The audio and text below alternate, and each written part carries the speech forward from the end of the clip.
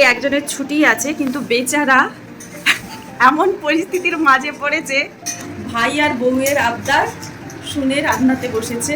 অনেকদিন পরে আমার বর আমাদের জন্য চিকেন চাপ রান্না করছে। ওর হাতের রান্না তো বরাবরই টেস্টি হয়। চিকেন চাপ রেডি হয়ে গেছে, দেখে তো মনে হচ্ছে দারুণ বানিয়েছে। এবার খাওয়ার পালা, তখন আবার খাওয়ার সময় তোমাদের দেখাবো কেমন টেস্টি বানিয়েছে। ভালো করেছো। বিরিয়ানি, তার সঙ্গে বিরিয়ানি। আজকে আমাদের সানডে স্পেশাল যে মেনুটা আছে, বিরিয়ানি। আর বিরিয়ানিটা যদিও ঘরে বানানো হয়নি, কিনে আনা হয়েছে।